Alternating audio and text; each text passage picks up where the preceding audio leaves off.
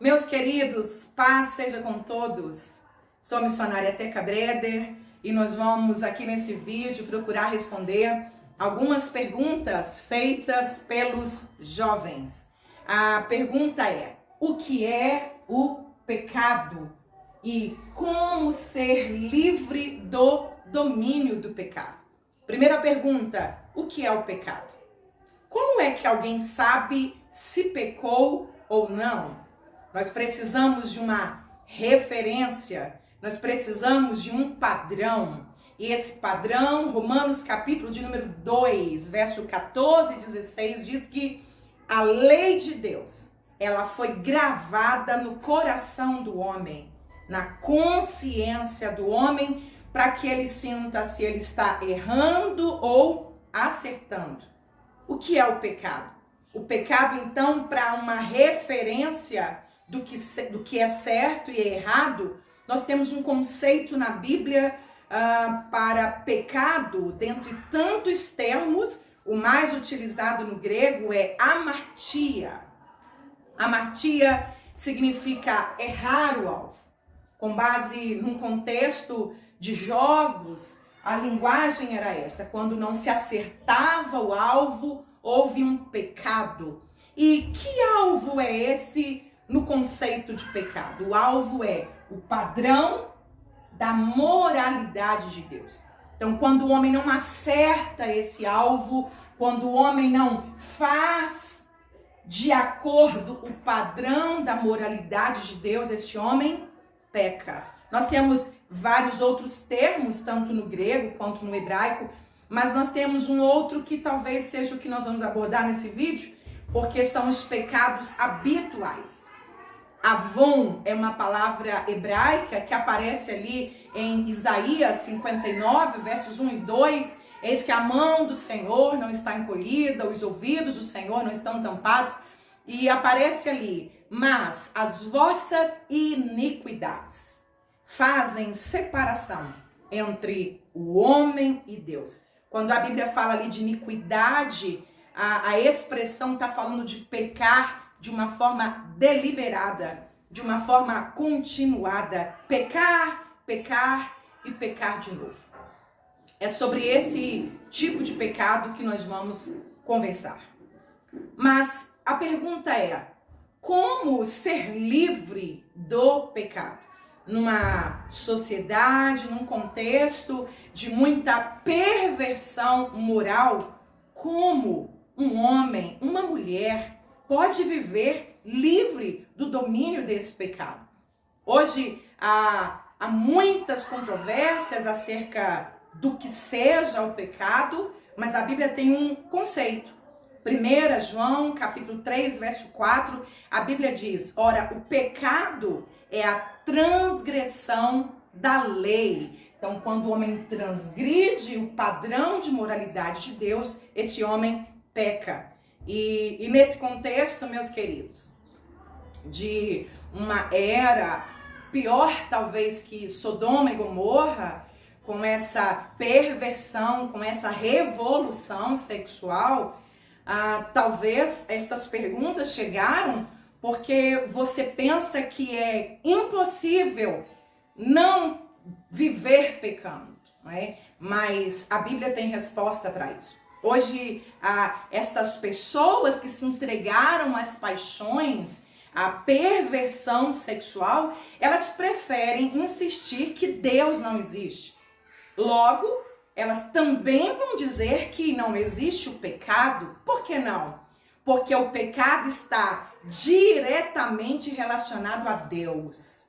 O pecado tem um direcionamento com Deus. Eu peco contra Deus, José pecou contra Deus, Salmo 51, Davi diz: contra ti pequei. Então o pecado ele tem uma relação direta com Deus. Então, se Deus não existe, o homem fica com uma sensação de livre da culpa do pecado.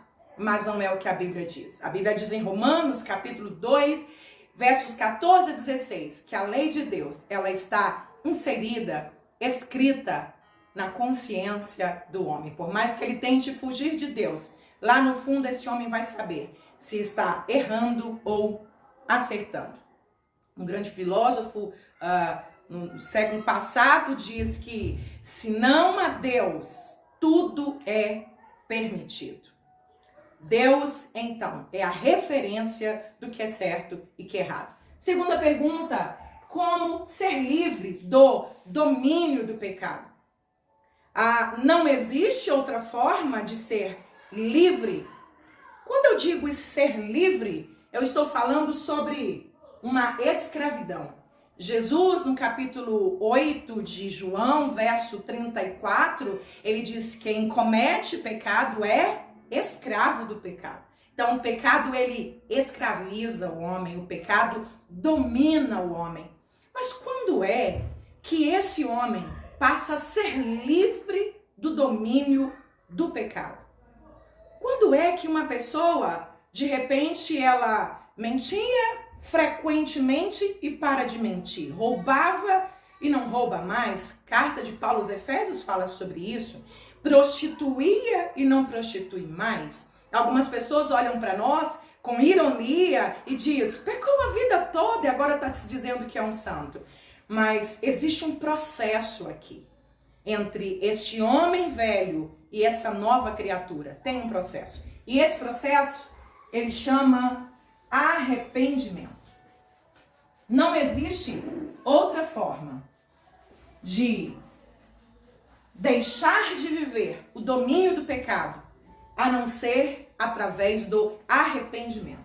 Então, o primeiro passo, arrependimento. O que é arrependimento? Arrependimento, a palavra grega é metanoia. Metanoia significa mudança intelectual, mudança, posicionamento, transformação de juízo moral. Então, arrepender é morrer.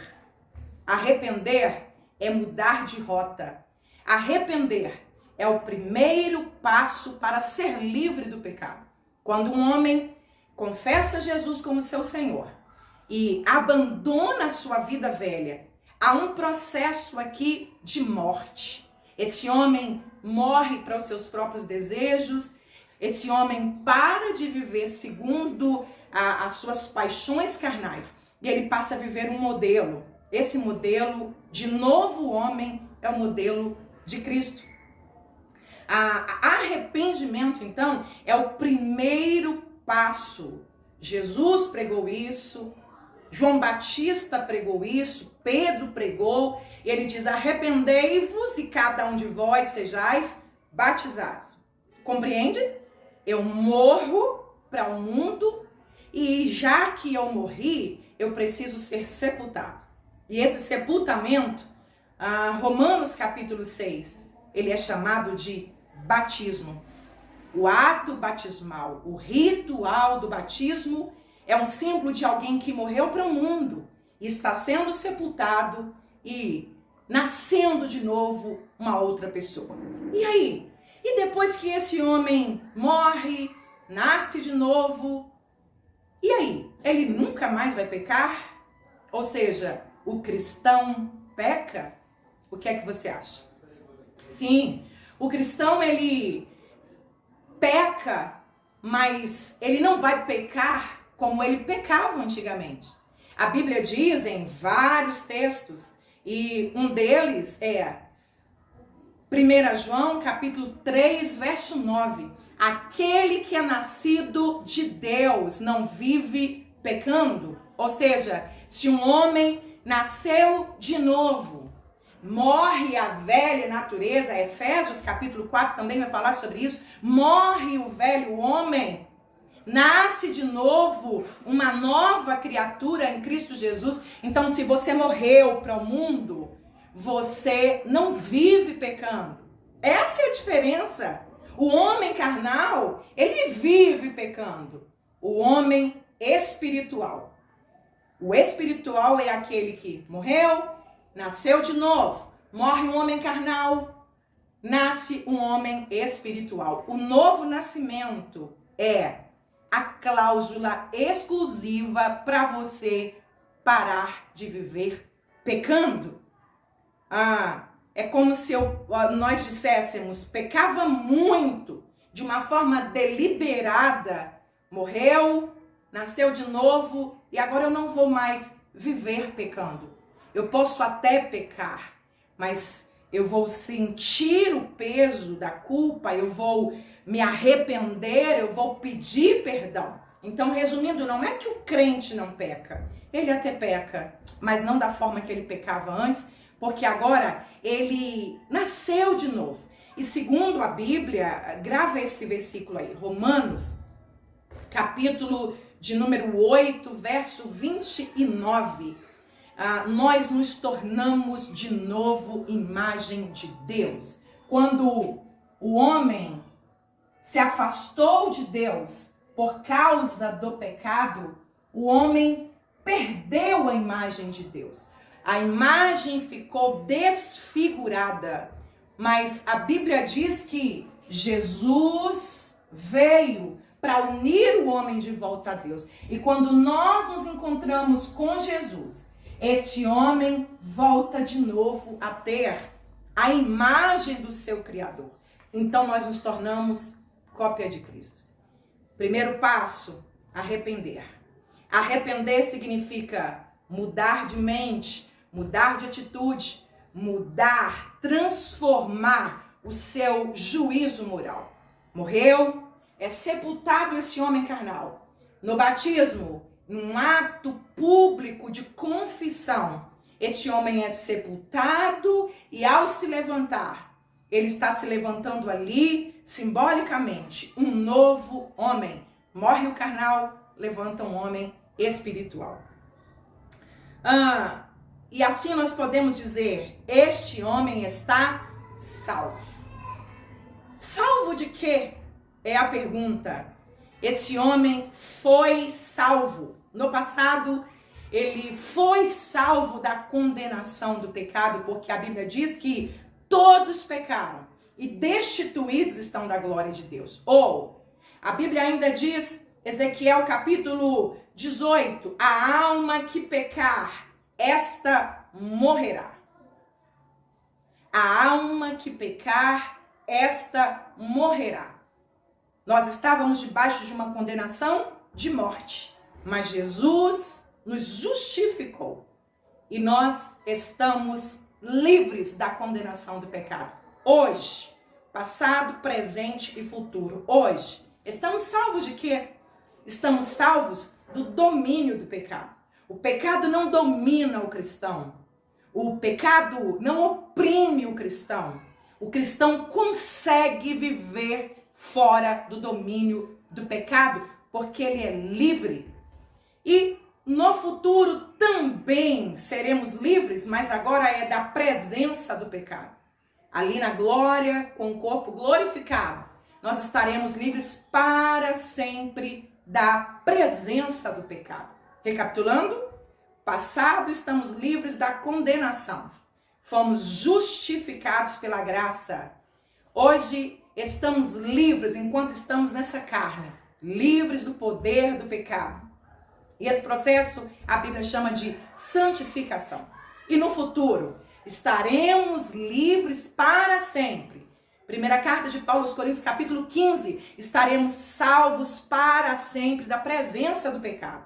Ou seja, esse corpo será transformado e para sempre estaremos livres do pecado.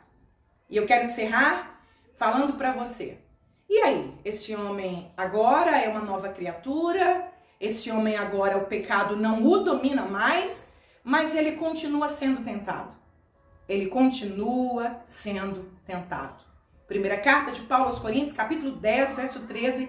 A Bíblia diz que o Senhor não nos deixará ser tentados acima do que possamos suportar. Antes, junto com a tentação, virá também o escape. Então nós continuaremos a ser tentados, enquanto estivermos aqui presos a esse corpo, continuaremos a ser tentados. Mas como não viver pecando? Qual é a receita? E eu quero finalizar aqui com você no livro de Gálatas, capítulo de número 5. Esta é a receita. Existe uma guerra entre a carne e o espírito. Nós somos um ser em tricotomia. Temos corpo, alma e espírito. Meu espírito veio de Deus. E ele gosta de se relacionar com Deus. Foi o sopro de Deus no homem. Minha carne veio da terra. E isso a ciência vai concordar. Porque nós temos aqui nessa matéria as mesmas composições químicas que a terra tem. Nós temos potássio, a terra tem potássio. Nós temos zinco, a terra tem zinco. E mais alguns aí elementos químicos. E essa carne deseja as coisas da terra e o nosso espírito quer Deus. Meu querido jovem, adolescente, servo do Senhor, enquanto estivermos nesse mundo, Gálatas capítulo 5, verso 17 diz: a carne briga contra o espírito, um se opõe ao outro. Por que é que você está tendo dificuldade de não jogar esses jogos Free Fire, GTA, Fortnite, jogos que você sabe que são pecaminosos? Por que você tem dificuldade de parar de acessar pornografia? Você já fez tantos votos, já prometeu tantas vezes para o Senhor, e por que você tem dificuldade de parar de masturbar, ou não ter relação sexual com a namorada, ou mentir? Por que você tem dificuldade?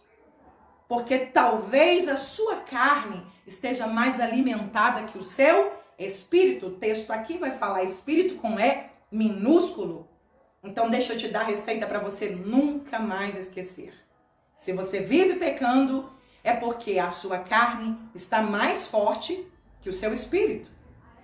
Capítulo 5, verso 16. Andai em espírito e não cumprireis os desejos da carne. O Espírito Santo vem morar nesse novo homem, nesse homem espiritual. O Espírito Santo vem morar em nós. E a partir desse momento, Romanos capítulo 8, verso 1 diz: portanto, agora nenhuma condenação há para os que estão em Cristo Jesus, que não anda segundo a carne, mas segundo o Espírito. Então, quer vencer daqui para frente seus desejos carnais? Passe a andar dominado pelo Espírito. Efésios diz: e não vos embriagueis com vinho, mas enchei-vos do Espírito. Seja guiado pelo Espírito Santo. Seja cheio do Espírito Santo. Ser guiado pelo Espírito é deixar que o Espírito controle a sua vida. Então eu finalizo aqui dizendo para você: pare de alimentar sua carne e comece a alimentar o seu espírito. De que forma? Ore, jejue, leia a palavra, vá para a casa de Deus, ouça um hino espiritual. E eu vou falar para você, é muito mais fácil do que você imagina. Quem nasceu de novo, quem não é mais dominado pela carne, sabe do que eu estou dizendo. Fica muito mais leve vencer o pecado. Ser cheio do Espírito significa: Ele me controla, Ele me guia, e eu vivo guiado pelo Espírito, e eu sou cópia do Senhor Jesus. Que o Senhor te fortaleça através desta palavra. Um grande abraço para vocês e até uma próxima.